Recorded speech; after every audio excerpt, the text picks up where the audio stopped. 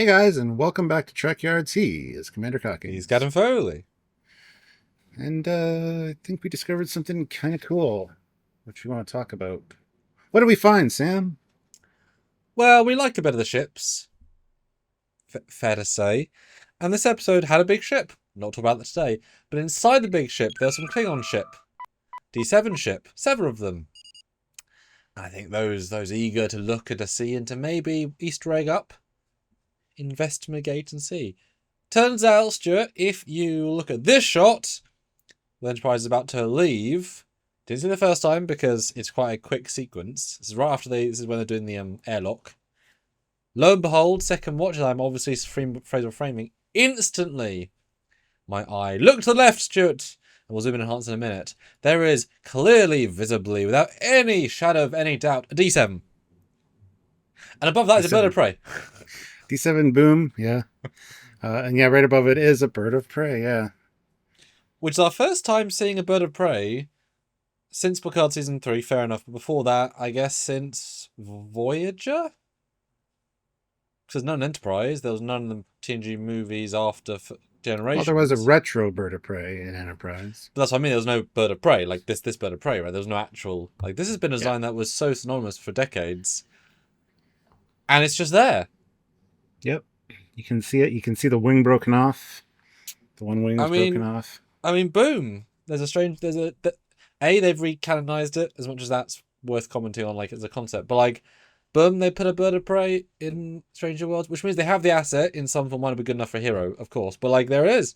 We officially now have real birds of prey. How do you feel? Did you notice it? And what do you think now, staring at this before we look at the full other shots? I've watched this sequence twice now. Didn't notice it either time, and it takes the freeze frame to get it. And there, it's clearly. I'm glad to see it, but I'm of two minds on that one. But yeah, it is neat to see this asset put in there. Hopefully it means we'll see one show up in the show at some point. It'd be kind of nice. But yeah, I guess it's exciting in a sense because it looks very similar, although there's a few differences we'll get into in a second.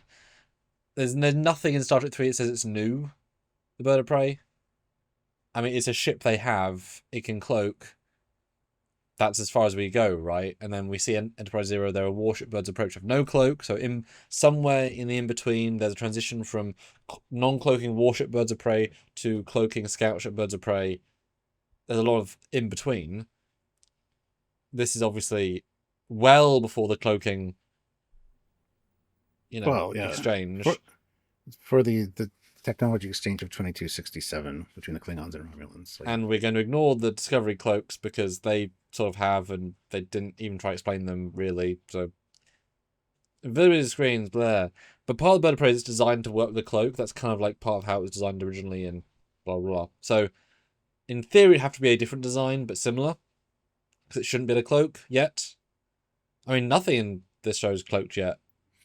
Well, you don't see the 5 birds of prey that are actually cloaked in this, because they're cloaked.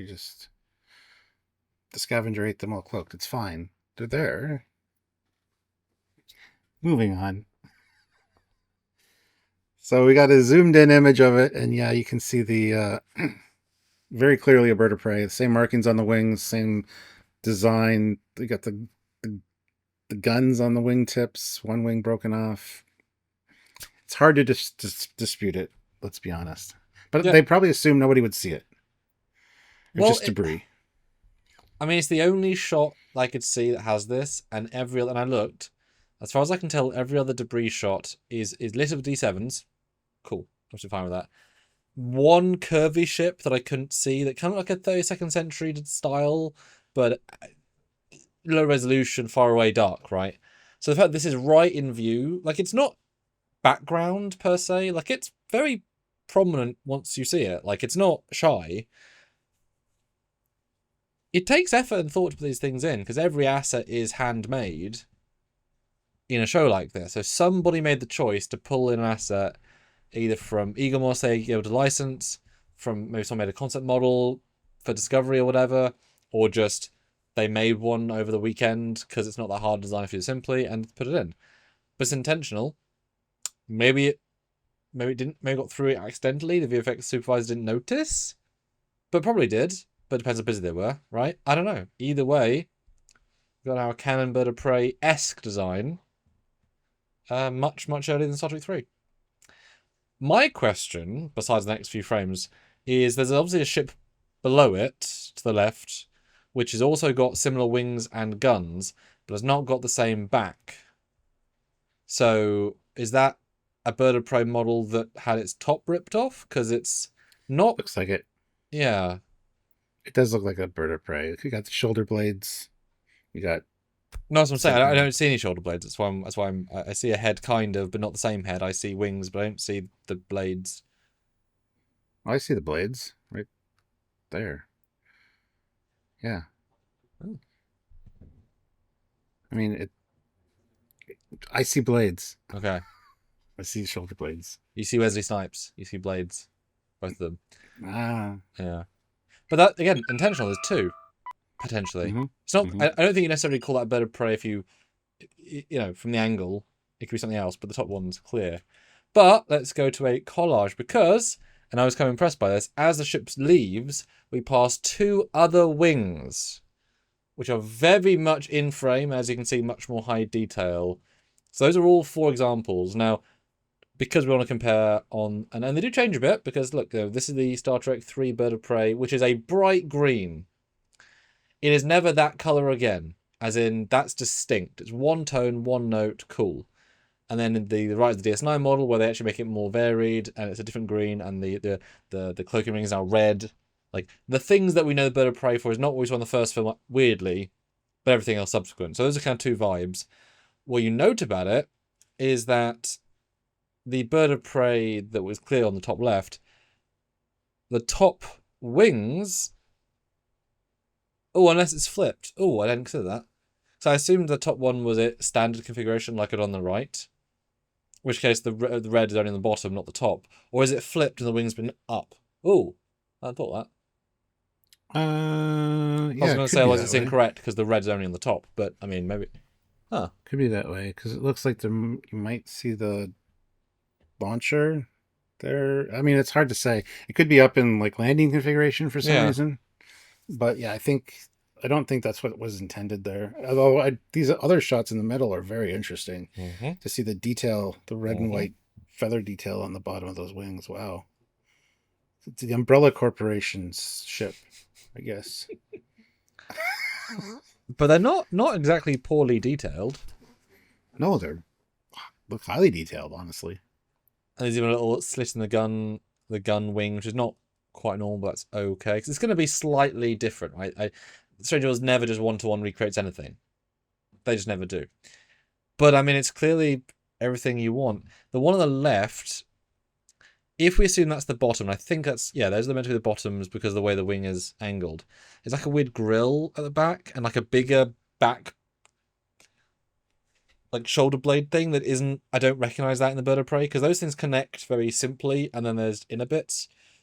I don't think it is upside down now looking at it because... Which one? The gun, the one on the upper left. Okay. Because... Yeah, okay. You got the wing and then you got the gun. But the middle ones are... That is the bottom because the guns are going up. Yes, clearly. And there's red detailing on the bottom of the Bird of Prey wing. So yeah, if the left is to be believed, that is as I thought, that's the top, then they have made both winglets red, which is incorrect, but... Might be correct for the era. This is a non-cloaking warship version with no sense of scale, although it does pass the Stranger Worlds Enterprise passed it, which is a huge, over 400 meter. This thing is like a third bigger than the TOS Connie. It's really big. It's like near Excelsior length. This thing is a big ship. It's bigger than TOS by a long way. And those wings will either be so close, force perspective, or they're bigger.